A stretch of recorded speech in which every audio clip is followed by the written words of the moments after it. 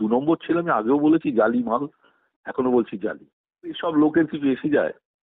আদর্শ মদর্শ কি আবার মতাদর্শ, পয়সা যেখানে সেখানে ওরা কত রোজগার করতো, 2-4 লাখ বছরে, এগুলো আমরা জানি না, আমাদের সামনে বলুক না। নমস্কার, অরুণাভ ঘোষ বলছেন? নমস্কার, হ্যাঁ বলছি।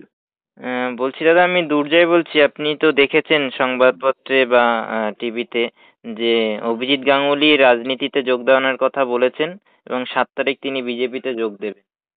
তিনি সাংবাদিক সম্মেলন করার সময় তার বাড়ি থেকে একটা প্রশ্ন করেছেন যে কে অরুণাভ ঘোষ। তাকে আপনাকে নিয়ে প্রশ্ন করা হলে তার না, উত্তর ছিল। আমি দুবার জেনারেল সেক্রেটারি ছিলাম হাইকোর্টে, একবার প্রেসিডেন্ট হয়েছি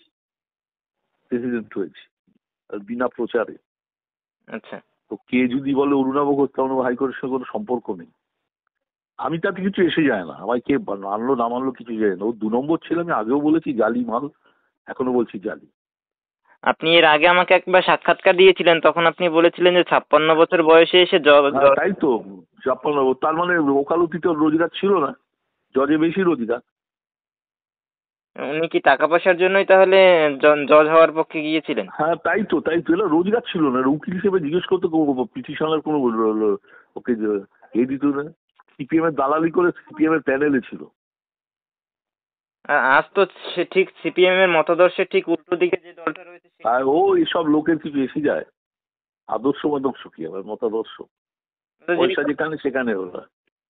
দাদা, আপনি যেহেতু আয়ের কথাটা বললেন, সেখানে ওনার একটা মন্তব্য আমি কোট করছি যে উনি বলছেন যে 5 মাস আগে যেহেতু চাকরি ছেড়ে দিয়েছেন, তখন হ্যাঁ, উনি এই বিষয় নিয়ে বলতে গিয়ে বলেছেন বহু টাকা আর্থিক ক্ষতি আমার হয়েছে, 5 মাস মাইনে পাবো না, যে পেনশন পাবো সেটাও মাইনের থেকে অনেক কম। সেটা তো এখন হয়েছে। টাকা পয়সা নিয়ে একটা রয়েছে। তাই তো, সেটা এখন একটা 60 লক্ষ টাকা করে বছরে মাইনে পায়, ও কত রোজগার করতো, 2-4 লাখ বছরে, এগুলো আমরা জানি না, আমাদের সামনে বলুক না।